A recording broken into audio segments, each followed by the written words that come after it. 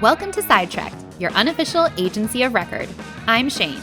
And I'm Emily, and we help run Trek, a tech-driven, full-service creative agency based in Rockford, Illinois. Here on the podcast, we tackle our clients' biggest marketing challenges. We reveal what's worked for us and dig into real-life case studies and practical strategies you can put to work today. Curiosity is our compass, which is why we always start with a question.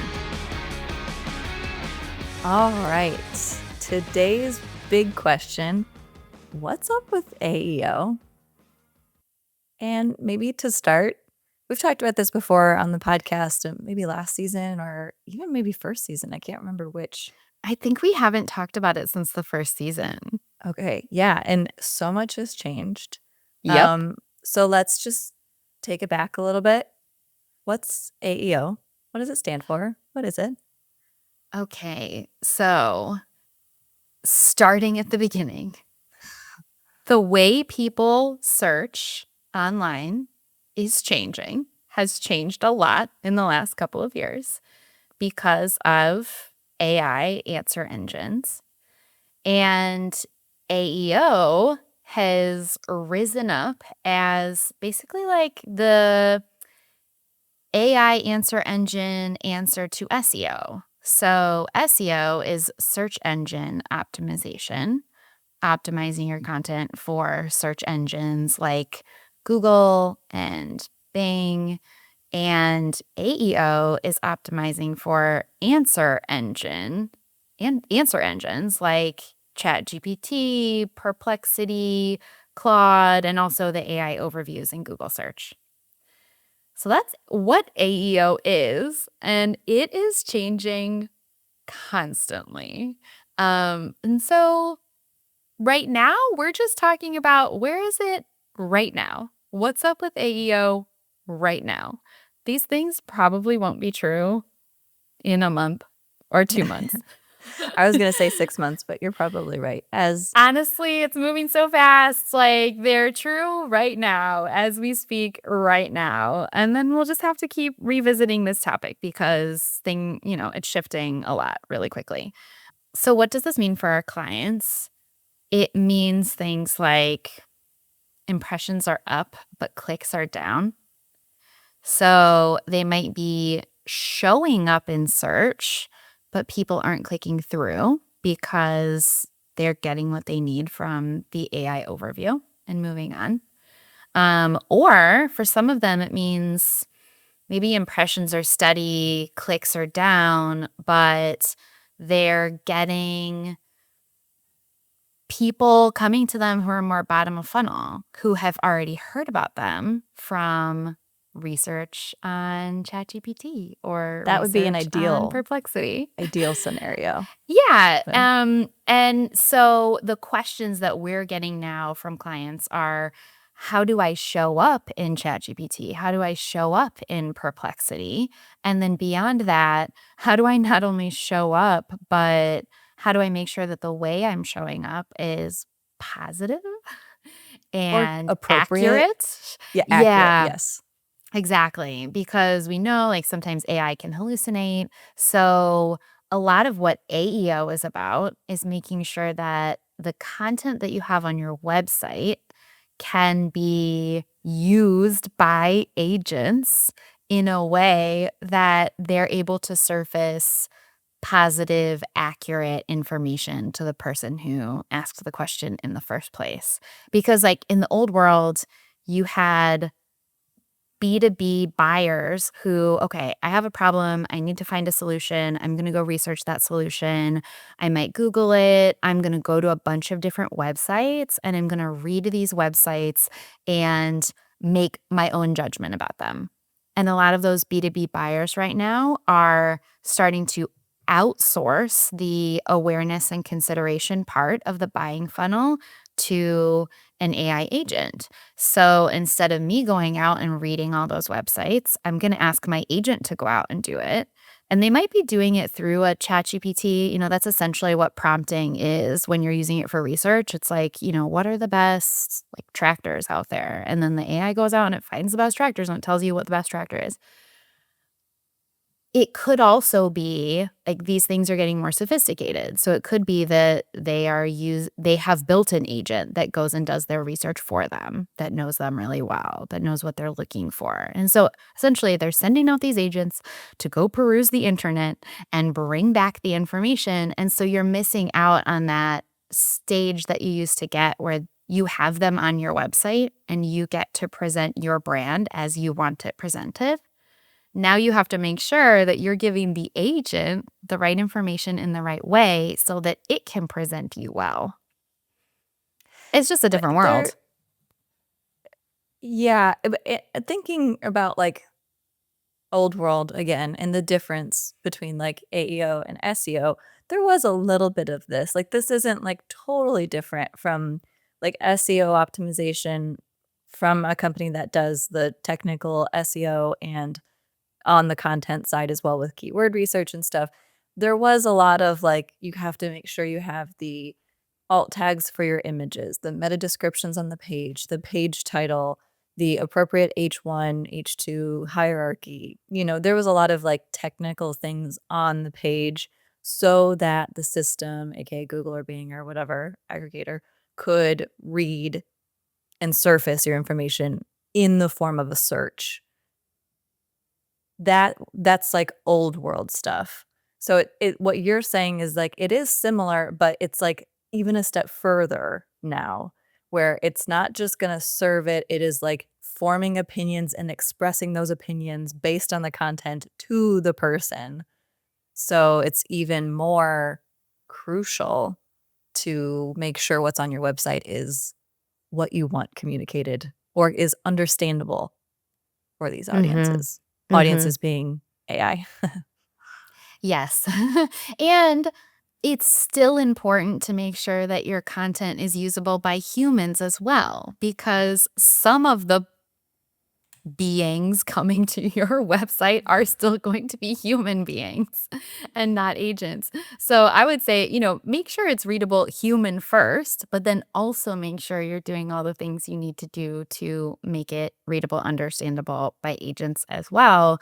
And I think you're right that optimization has become more important than it was in the past. But you're also right that it's really similar to how, like, the advice you will hear about AEO is very similar to the advice that we used to give about SEO.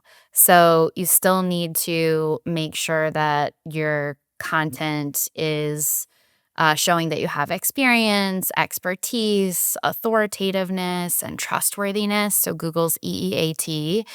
You still need content that does those things. Brand domain authority is still very important. So, things like how much do these search engines and the agents trust your domain? Like, how are other trustworthy domains linking back to your domain? Are you linking to trustworthy domains? That kind of thing is still important as like a trust signal. And then, as you mentioned, content hierarchies are perhaps even more important than they were before, but they were always important. You need an H1, it's just one of them. You need to have H2s. Ideally, we've also got H3s going on. That hierarchy and structure is what helps these systems, whether it's a search engine crawler or an agent, understand the page, parse it. So you still need to have that content hierarchy. What helps more, I think what's becoming more important with AEO is the way that these agents break down the content on a page.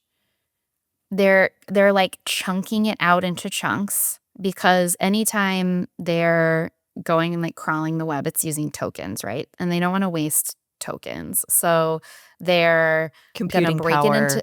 Yeah. exactly. They're gonna break it into chunks, and once they get the information they need, they're done. So it's more important now to make sure that your content is, like, really digestible, and what that looks like in practice is, an H2 that asks a very direct question, and then the first sentence of the paragraph answers that question very directly and then could provide more detail. But like these are not human beings reading this content. They don't understand metaphors, sarcasm, flowery prose. They don't want long, flowing paragraphs that show what a good writer you are.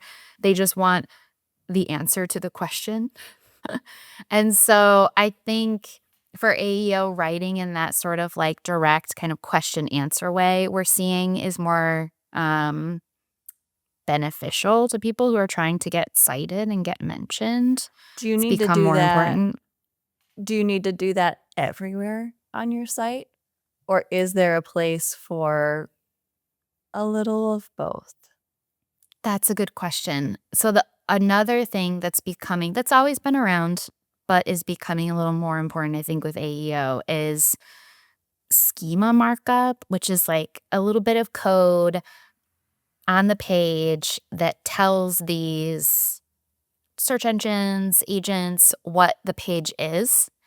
And so you can have like schema markup that explains this is, or that says like, this is a how to article, or that says this is an FAQ, or this is a product listing page. And that's another thing that's going to help them parse the page and it just makes it more usable by them. So I think if you're employing schema markup, that's one way to make sure that you can be providing good SEO, AEO content on your website, and then also have pages where you can just like have a little more personality and have a little fun. That's not to say that like an AEO article can't have personality. I think absolutely it should actually, because that's where you get at the authoritativeness, expertise. When you have an article that's written by a subject matter expert that really knows their subject and the way they talk about things makes that clear, you're getting a little bit of their personality, their experience. They mention, examples of when they've seen this before. They mention specific case studies. I think that's how you can really get the personality in. But then another thing that's becoming more important, I think, with AEO is you need to have that author bio at the end of the article that gives the little like authority signals to the AI agents saying like, this person went to this school for these years and has these So credentials and they know it's written by a person and not by AI. exactly. AI doesn't want content written by AI. Yeah. Yeah.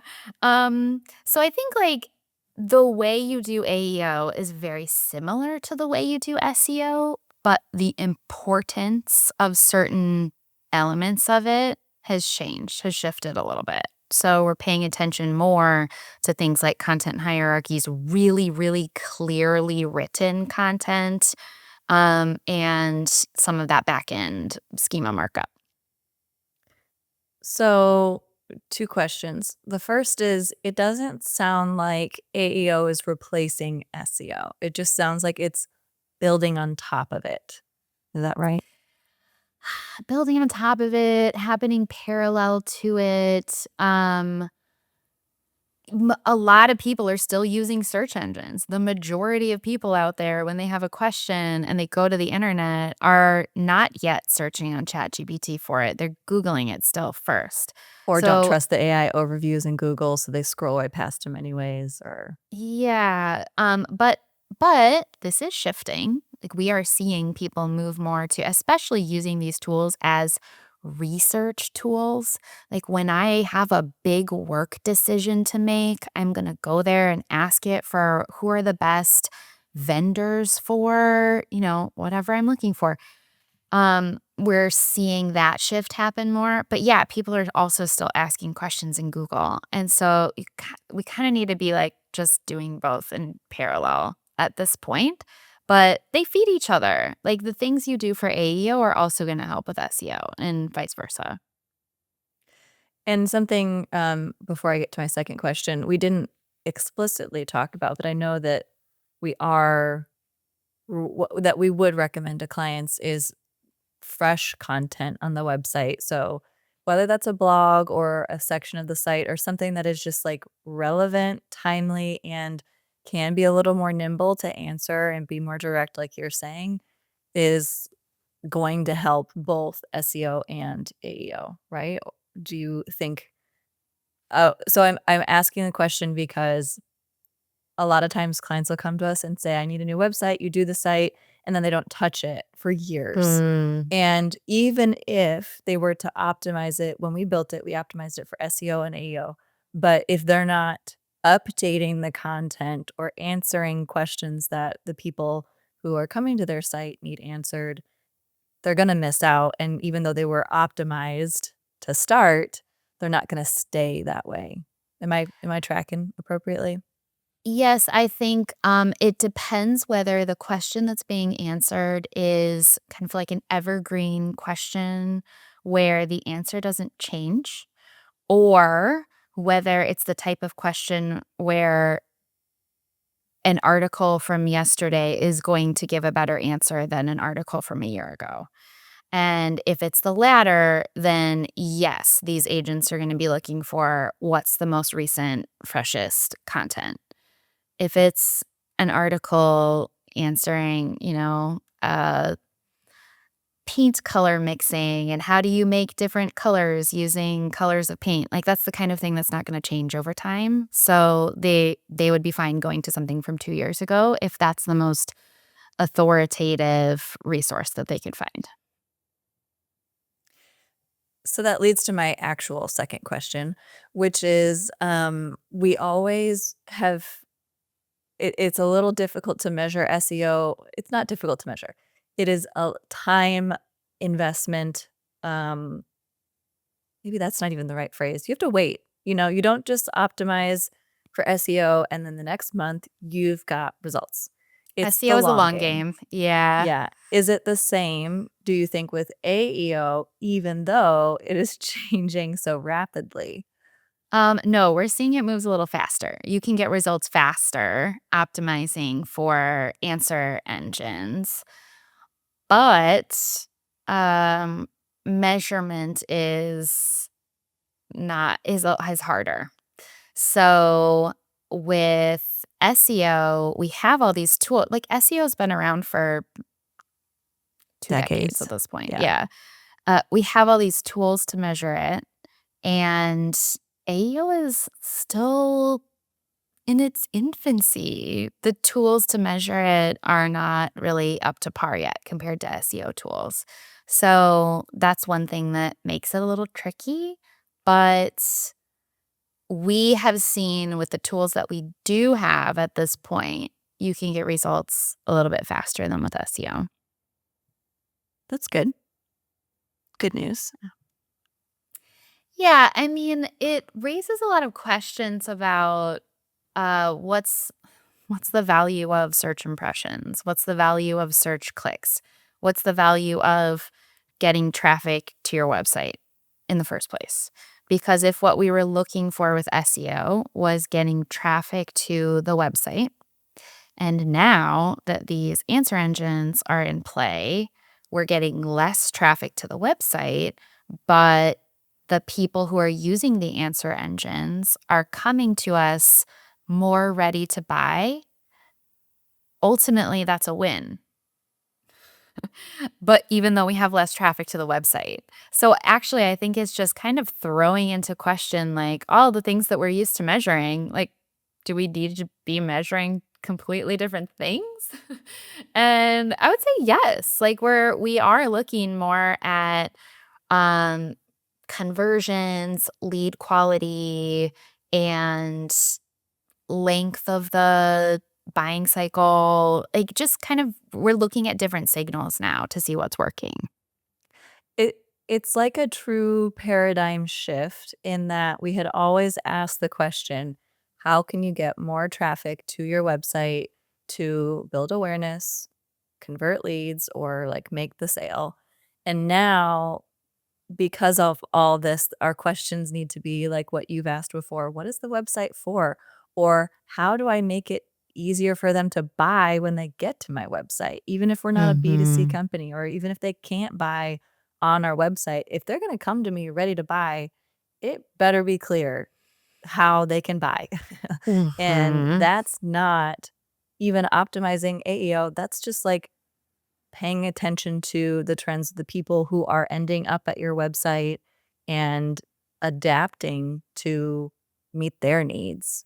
And Mhm. that's a whole other topic.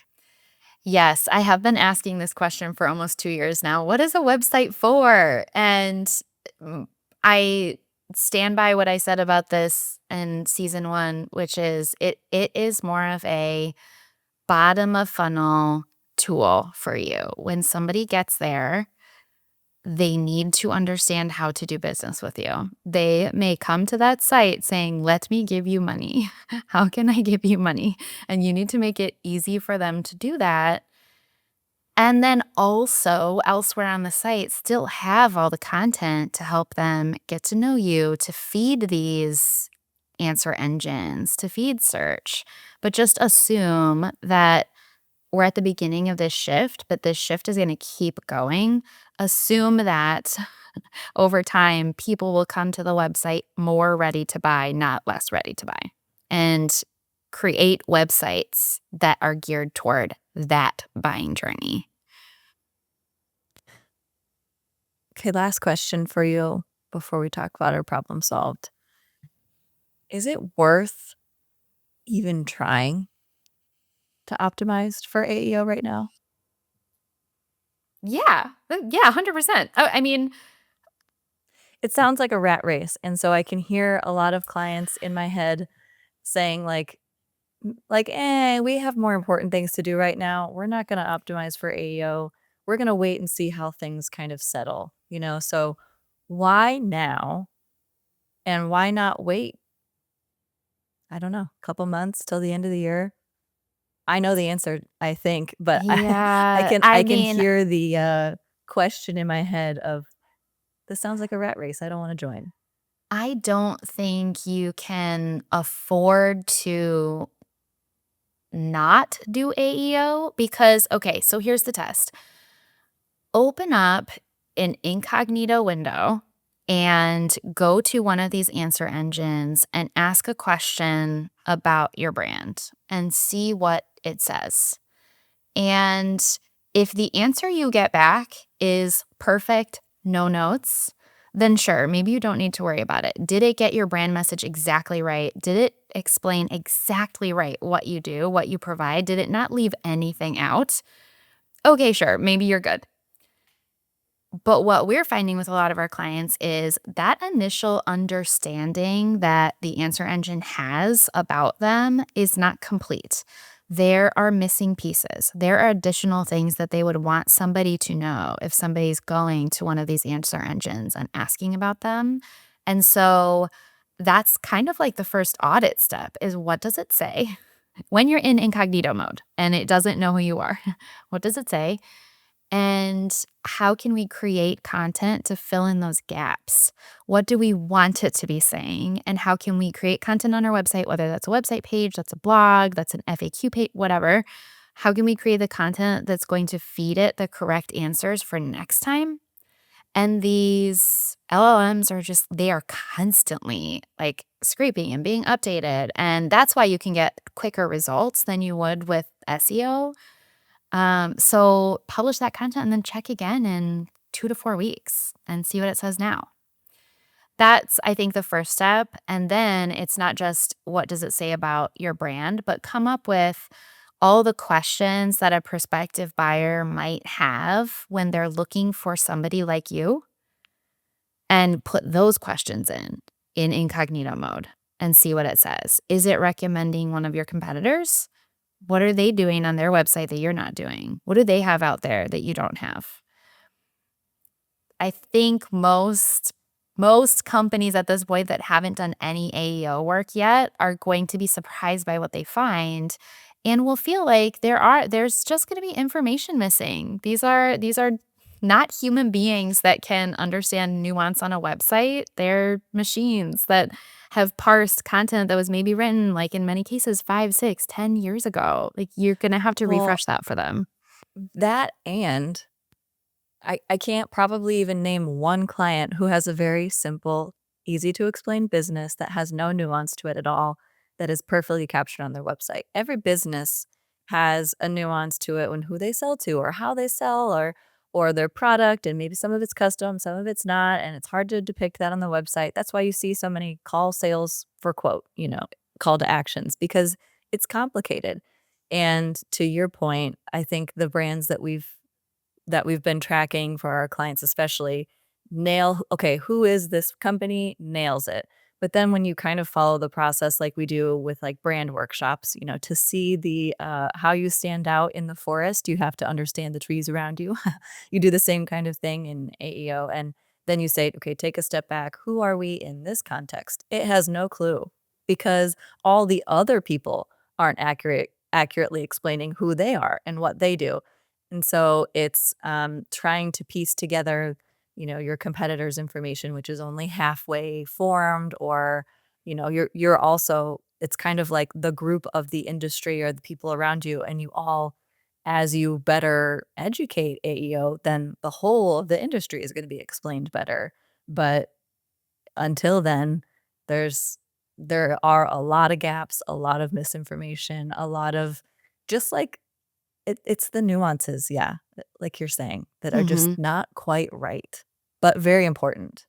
Yeah.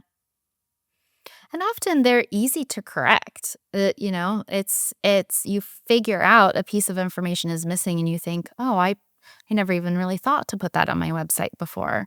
And you just go at it. It's easy to fix. But you have to know about it in the first place. Mhm.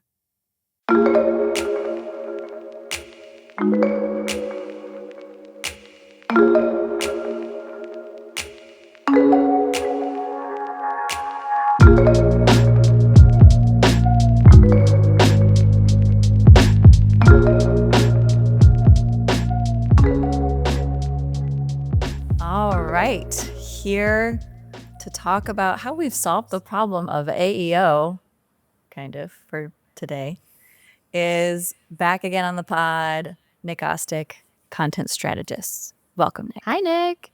Hey, how are we? Awesome. It's good to be Doing back. It's been a minute, I feel like. Yeah. I think this is a good time for you to tell everybody how you solved all the AEO problems. You leading the charge on figuring it out 100%.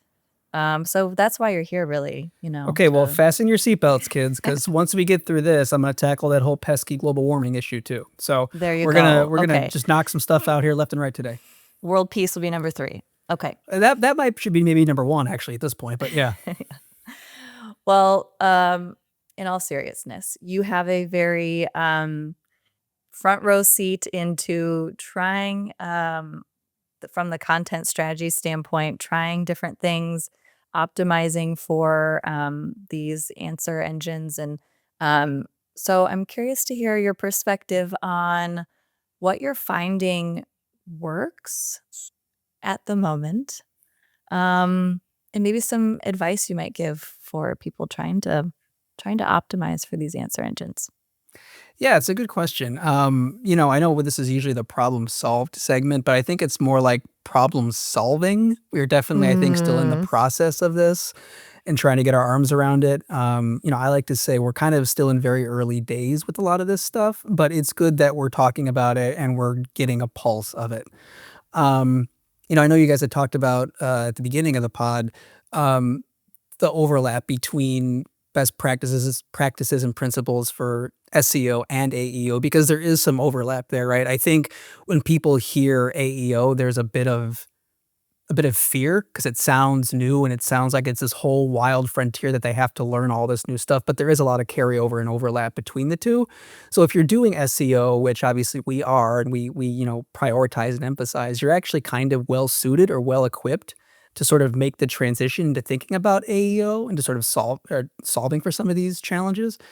What I'm finding is a lot of it is how you structure the content on the page, right? Making it easy for these LLMs to skim and intake and then cite your content based on whatever prompt a user puts in. So yes, that is, these content hierarchies, these H1s, these H2s, these H3s, but it's also things that I don't want to say they're simple, but you just may overlook them because they sound simple relative to the big scary term of AEO.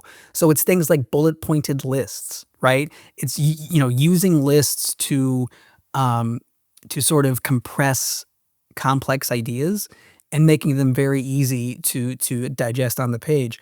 Um, it's FAQs, right? It's doing a blog post that's frequently asked questions, right? And going through or shouldn't say going through, using questions that based on your research or based on, what you know about your industry or whatever, that people are asking, and then directly answering those questions in a concise, straightforward way.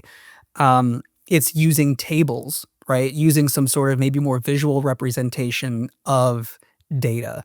Um, it's how-tos, right? Creating like how-to blog pieces, right? Again, because how-tos um, can very directly answer questions that are being put into a AI search engine, right?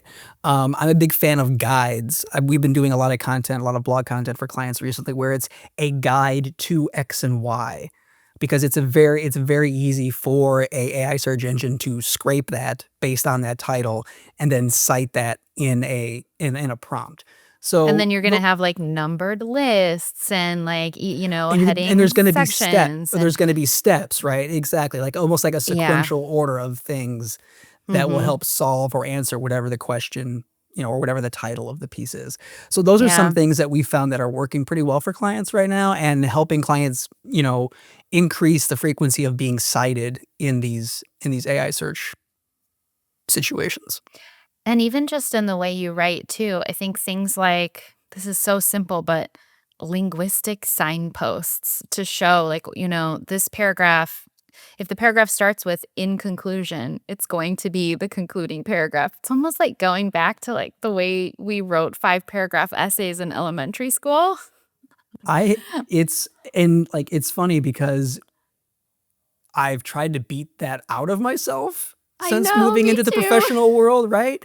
In my first paragraph, I will discuss, but it really is like to your point, like these guideposts or like these markers, right? You're creating Uh-huh. markers for these AI search engines to scrape this stuff to serve up relevant answers based on a prompt. So it's very Yeah. similar to that, and I feel weird doing it, but that's the way that it's going. Yeah, it feels weird to so directly answer the question that's been asked in the very next sentence, but you have to imagine some little snippet of this is going to be taken by that AI agent and served up as that little snippet, and so that snippet needs to be able to stand on its own and just give the answer. And if you've been writing like academically or at just a much higher reading level, it feels really basic to get back down to the way we were trained to write originally, but it is very clear. And it's we talked a little bit about this earlier, it's, like, kind of an art to do that and not lose personality or the appeal for the human reader at the same time. And at some of this, though, I think, like, the bulleted lists or the steps and the frequently asked questions, I mean, that's always the stuff that was the easiest that we saw performed some of the best too, anyways, before all of this. So I can see how this is a natural progression in that way too.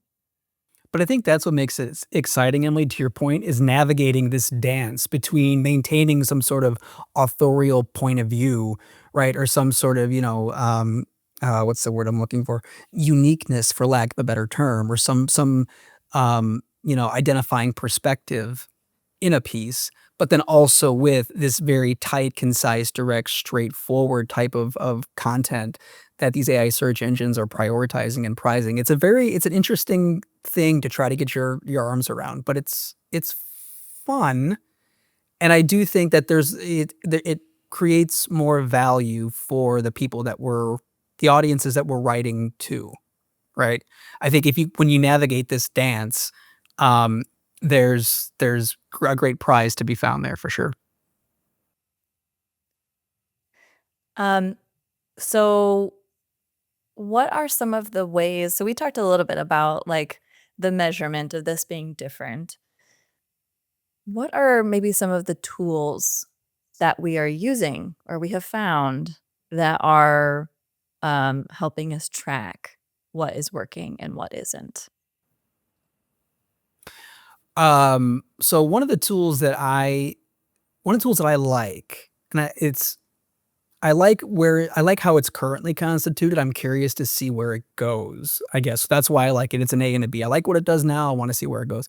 SEMrush has a AEO tool, and what I like about it is that it breaks down, very clearly how your content is performing with AI, but it does it in very specific and, in my mind, easy to understand buckets. So basically, what it will do is based on your industry, um, it will identify you the monthly audience that is available based on your area of expertise, right? And it will show you that very clearly. Like, for example, if you're in manufacturing, right, and you're looking at, how your content is performing, it will say there's, your monthly audience is 260,000, let's say, available targets out there, right? So it breaks that down. Then it breaks down the number of prompts that your content is responding to, right? And then it breaks down citations. And so it breaks down these things into very clear buckets so you can, at least in some sense, get a handle on where your content is being served relative to these prompts. So the prompts where you're being mentioned, Yes. and it shows you the actual mention. So you can go see, okay, what did ChatGPT say about me when somebody asked this question? And you can see who else was mentioned, because usually with the especially like more kind of B2B purchase questions, they're not ChatGPT is not recommending one best answer. It's giving like a pretty long answer that mentions several different brands and cites several different brands so you can see who else is being mentioned and cited. And I think that's really helpful to see those examples. I agree this is the best tool we've found so far. What I don't love is it's not really scalable when you're being mentioned thousands of times a week. Because you don't wanna go through and, like, look at every one of those and try to understand it. So I think we're at the beginning. I Mhm. agree. I'm excited to see how it evolves. One And tool I'm excited about, though, is last year, HubSpot bought XFunnel, which was a tool that was used just to measure AI visibility, and they're working it into the Marketing Hub, and it's currently in beta, and the beta is closed. So, we haven't been able to try it out yet, but I'm really excited about that because having that AI visibility data in the system where we do everything else, I think is gonna be game changing. There are a lot of disconnects right now in the way AI visibility can be reported, and so solving that is gonna be the next big hurdle. so if I'm a marketer trying to just like I'm an in-house marketer, let's say, and I just want to see um where we're how we're performing. Like there we talked about earlier, maybe there's some like quick litmus test of in incognito where you can do it yourself and see what comes up. Um and we've talked about HubSpot. Let's say for sake of argument, I don't have HubSpot. Um and maybe I don't have a SEMrush account, which because I mean SEMrush isn't It's cheap. pricey. Right. Yeah. Yeah. What are the things that I should look for when I'm trying to assess an AEO tool? Because there are hundreds out there and all different sizes, not any one. They all say they do the same thing, in some way. What are like what are we looking at when we're trying to evaluate if this is actually going to be helpful for us that others might find valuable? Curveball. We haven't bought one of Yeah. these tools yet, Yeah. because to me, I don't want a tool that just does AEO. We also have to be thinking about SEO. And so that's why, even though we did see some tools that offered maybe better AEO measurement features than what SEMrush did at the time when we were looking, we stuck with SEMrush because we wanted our SEO and our AEO in the same place. And there are a few other tools out there that do that as well. Um, but some of these kind of startup companies that are really focused on just measuring AEO are getting really good at it. It's kind of pricey. So, yeah, you just have to think about, do I want to pay a lot of money for a tool that only does one thing? And maybe you do. Like, if this is really important to your brand, yes, maybe you do. Yeah, I'm not a big fan of unitaskers. I like a multitasker. But to Shane's point, like this just may be the way in which you have to start thinking about it. Um, I have a question. Let's turn the tables here a little bit. I assume you guys talked about authority signals in the first part of the pod. Did we A touch on that little bit, a a little little bit? bit. So I have a question. I was reading something the other day, and it struck me as very interesting. We'll throw it out to the class here. Um, there's a growing trend among um, marketers that uh, we're going back to more traditional press releases as Mm. a way to boost AEO for a company because of the authority signal component to that, because these come from verified sources, and because the form of a press release, it's easy to digest, it's direct, it's to the point, it's a just the facts, ma'am kind of thing. Pardon my Dragnet reference.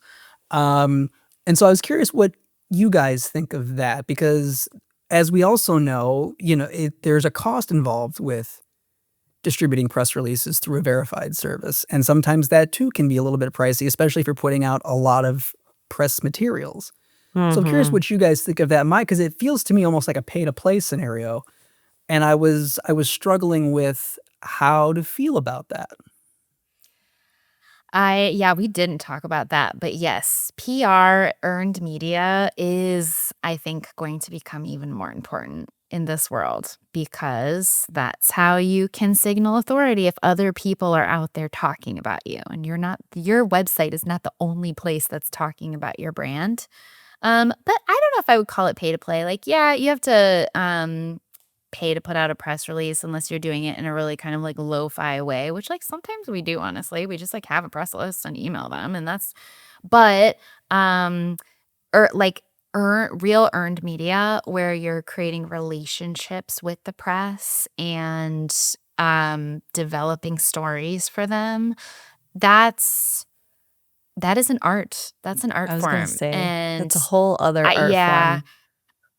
and it is different than marketing, and I have a lot of respect for it, and I wouldn't be surprised if more marketing agencies start, putting more emphasis on that kind of work, because I think you're right, it's gonna help.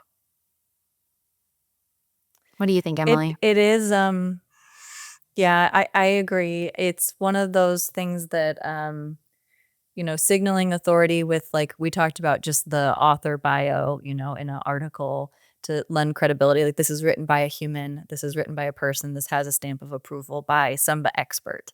I think it does lend the same creativity, or not creativity, authority, trustworthiness. I think the thing for me is trust is a currency that is hard to come by these days, especially in marketing and in communications in general. So, um, and in AI, people, there is a wide spectrum of people who trust AI implicitly and people who are very, weary of anything that it might say.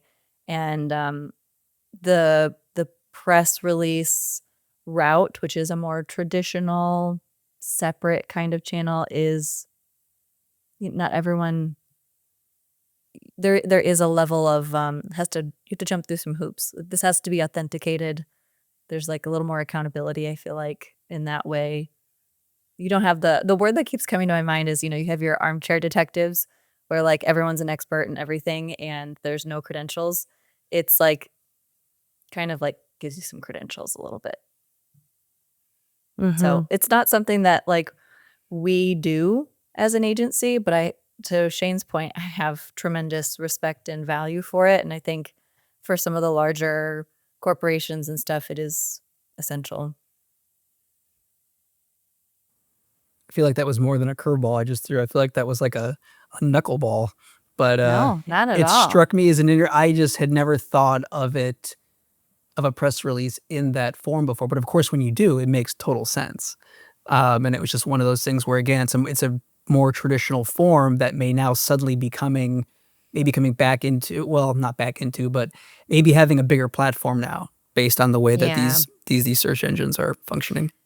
In the same way that like we have believed for a couple of years now that print marketing is making a huge comeback because in the world of AI, it's something that you can hold in your hands that's real, that's physical. It's that much more effective. And I agree. I think it falls under that category. Some of these traditional methods that are having a resurgence. Which is fun, right? Like, Mhm. let's sort of look back in the Wayback Machine a little bit and see what we can repurpose and refashion for the times we're in. Mhm. Well, maybe not quite Well, problem solved, but as you said, problem solving. Problem solving. Thanks for joining us, Nick. check. Thanks for having me. Appreciate it.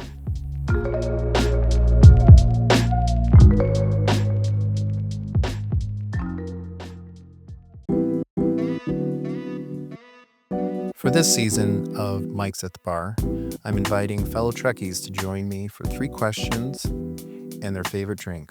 Little do they know, I'm going to ask them a wildcard question. Today, I have Summer Bayer, HubSpot Enablement Specialist. Here you go, Summer. Thank you. All right, here we go. Ready? Mhm. Okay. Looking ahead, how do you see tools like HubSpot changing the way agencies like Trek support clients over the next couple of years? I think tools like HubSpot will change the way agencies work with clients more in like keeping data clean at scale so they can use AI tools and automation better.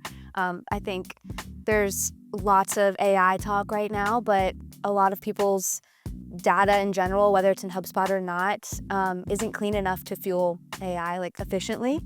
So I think we'll be incorporating a lot of more AI builds and maintenance into our client work, which is exciting and kind of scary. Yeah, that's going to be really interesting to see how that evolves here. I mean, the landscape always changes within like months, and then just to see how it constantly evolves within HubSpot too. Yeah. Okay. What is the most satisfying HubSpot fix you've ever made? That one change that instantly made everyone's life easier?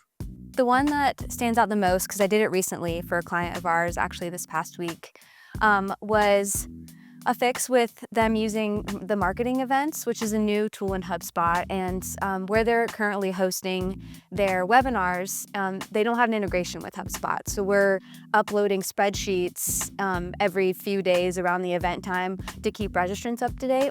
But they want to keep record and reports of new contacts from these events. And the only way that we're really able to pull that natively in HubSpot is from like the record source of the sheet that we're importing into HubSpot. So I built out a workflow and some custom contact properties to use like the registration and the contact create date to build out like a custom property on the contact, so we can build like better, more consistent reports without having to pull like each time we import a spreadsheet and like that spreadsheet name and things like that. And then HubSpot recently made an update to the marketing events record, so we can build custom properties there as well. So we can use those properties together to create things like average new contacts from each event or percentage of new contacts from each event. So yeah, just building the things that are a little bit of a friction point with just marketing and new new contacts and stuff. And I think it's really cool is like being able to do that and the complexity of it and make it seem so, relatively seamless for them that they have that just like light bulb going off, and just how well that tool now works for them to solve that problem is a really cool opportunity with those tools. Yeah, and we're able to keep like reports up to date more accurately using this one property that is being fueled by multiple other things, which is cool. What is the nerdiest thing you enjoy about working inside HubSpot that you would never admit? I really love the conditional logic part of HubSpot. So being able to keep HubSpot clean for users and only bring things up to the surface that really matter to them, based off of like what team they're on, what they're specifically doing in HubSpot at that time. I feel like it brings a lot more intentionality and strategy into things that like you're asking for them to put into HubSpot. And also, there's nothing worse than like going into a system that feels cluttered with stuff that you don't really use. And with HubSpot, like bringing in more and more teams into the ecosystem, it's sometimes like we want teams to overlap in what they're doing so they're able to, be that like revenue engine together. But I only want people to see what matters to them at that time. And also making it simple for them to put something in, and then like we were talking about before, HubSpot does like 4 other things in the background, and they're only doing that one thing that triggers something magical for something else. So I don't know if that's nerdy, but No, I think it's great because it's like you're trying, what you like about it is how it simplifies it for them so that it doesn't feel overwhelming, so that you have a better adoption rate into the program. And I think that's a good thing to nerd out about. yeah. And I love being intentional about where teams like overlap, because not all teams realizing that they're doing it, but when they do it, it should be like intentional, and for a reason. So yeah. Okay, well, these are done, but I got a wild card for you. Oh, okay. Okay, so random questions inside a Grandpa's can. Go ahead and pull one out and then hand it to me, okay? Grandpa's can. Oh, okay. Okay, here we go. Ooh. What deadline habits define you? Early and organized, or sprinting at 11:59 p.m.? Ooh. I really strive to be early and organized, especially professionally. Personally, maybe not. I think professionally, yes. Early and organized. Awesome. Thanks, Summer. Yeah. Thank you for having me.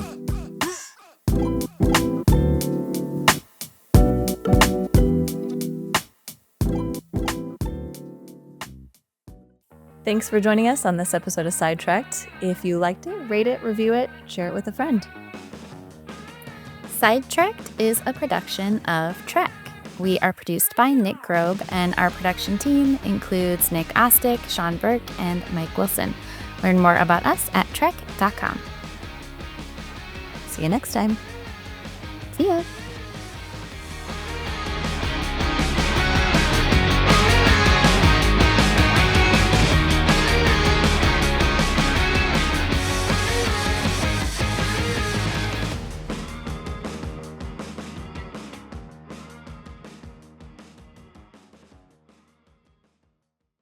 One more thing. What? I woke up this morning saying that outro like I was saying it in my sleep. That's how ready I was to record this morning. I was saying it out loud. It's like I woke my husband podcast up. I woke up saying, I love thanks this. for listening. Okay, see you later. I love it. You're ready. See ya.